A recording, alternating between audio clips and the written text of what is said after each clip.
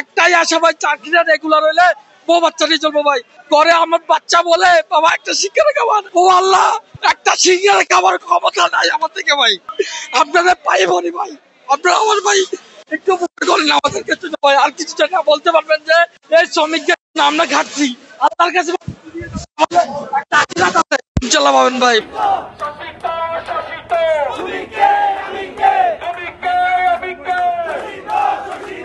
কাফনুর হর গা দিয়ে গত 10-12 বছর ধরে চট্টগ্রাম ওয়াসাত অস্থায়ীভাবে চাকরি করা কর্মচারী নামে ফজ্জি আন্দোলন শুধুমাত্র তারার চাকরি বাঁচিবার লাই।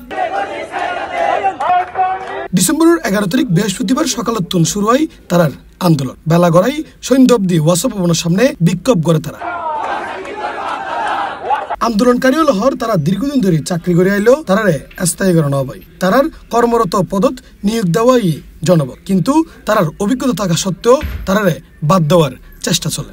দীর্ঘদিন ধরে ইনারা নিয়োজিত আছে, কেউ 10 বছর, কেউ 12 বছর। বিগত দিনে তো আরো বৈষম্যের শিকার। আর যথেষ্ট তাল বাহানো 5 তারিখের ভোট পরিবর্তনের পরে চট্টগ্রাম ওয়াসা যাতে আরো আন্দোলন শুরু করি। সেনাবাহিনী আইসিএল সেনাবাহিনী ডাইরেক্ট করে দেয়, ওদের একটা ন্যায্য অধিকার 2 মাস সময় দেন, এদের এটা রেগুলার করা যাবে। ঠিক আছে, তো আমাদেরকে দীর্ঘদিন ধরে ঝুলে রাখছে। আজকে নির্বাচনের তফসিল ঘোষণার তারিখ। ওনারা কি করছে, নির্বাচন বানচালের প্রক্রিয়া হিসেবে আজকে একটা অবৈধ নিয়োগ সার্কুলার দৈনিক পত্রিকায় প্রকাশিত করছেন। অথরিটি আমাদেরকে বলছিলেন নিয়োগের ব্যাপারে আমাদের সাথে বসবেন, আমাদের ক্যাবিনেট সংগঠনের সাথে বসার কথা। তারা সেটা না বসে তারা মৌখিক একটা আশ্বাস দিয়ে তারা আমাদের সাথে বেইমানি করছে। আমাদের বেতন দিচ্ছে না, গত মাসের বেতন এখনো বকেয়া। ওনারা 24-26 তারিখ বেতন পাইছে। আমাদের অলরেডি মামলাও আছে এই পদগুলোর এগেইনস্টে, আমাদের মামলা চলমান হাইকোর্টে, মহামান্য হাইকোর্টে আমাদের মামলাও আছে। ওনারা কোনো কিছু তোয়াক্কা না করে আইনকে বিদ্যাঙ্গুলি দেখাইয়ে ওনাদের নিয়ে যারা আছেন এই নির্বাচন বানচালের একটা পায়তারা হিসেবে আমি মনে করি। আমরা অস্থায়ী হিসেবে নিয়োগ ছিলাম, আমরা শূন্য পদের বিপরীতে নিয়োগ ছিলাম। আমাদের সব ডকুমেন্ট পত্র আছে, আপনারা চাইলে আপনাদেরকে আমরা দেখাতে পারবো। বলতেছে যে সকল পদে যে মামলা চলমান ওই সকল পদে আমরা নিয়োগ দিব না, কিন্তু ওরা মহামান্য হাইকোর্টের যে বিচারাধীন মামলা এটাকেও তোয়াক্কা করছেন না। আমাদের দাবি হচ্ছে আমরা দীর্ঘদিন 15 থেকে 16 বছর যাবৎ শূন্য পদের বিপরীতে আমরা চট্টগ্রাম মহাসাথে বিভিন্ন পদে আমরা চাকরি করছি।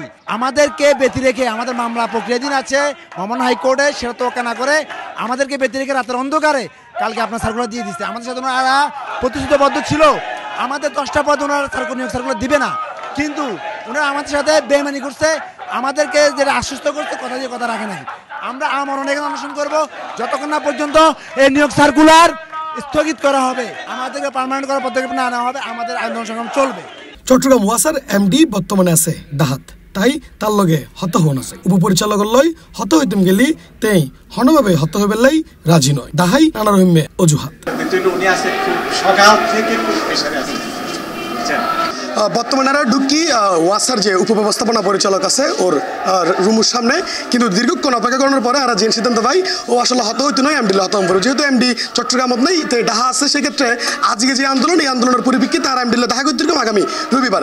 আর রবিবার দেখা করার পর্যন্ত যে সমস্যা এটা সৃষ্টি হয়ে শ্রমিকলের ইয়ানোর হনো সমাধানও নেই, আর শ্রমিকল না হাইতাইলেও তার হনো মাথা ব্যথা নেই। তবে ইতিমধ্যে তারা জানিতে পারি অপর একজন ব্যক্তি আছে, ওর লগে দেখা করবার হত এখন ওর দপ্তর যাই, ও দপ্তর যে হয়তো বা তিন আর সেই মতো হবো যে তিনিও ব্যস্ত কিংবা সকালতুন হানা ফেরানো হয় কিংবা মানসিক প্রেশারত আছে। চলেন একটু তার রুমে যাই।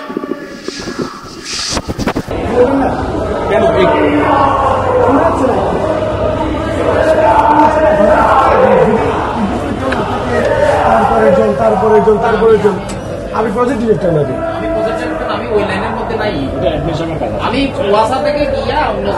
আমরা ওই শারমিন আলম ইঞ্জিনিয়ার রয়েছেন আপনি ব্যবস্থাপনা পরিচালক, ওনারা ওইখানে গিয়েছিলাম, ভদ্রমহিলা কথা বলেননি, কথা বলবে না, তো ওইখান থেকে একজন দেখিয়ে দিলেন যে আপনার কাছে আসতে, তো আপনার কাছে ওই কারণে আসে।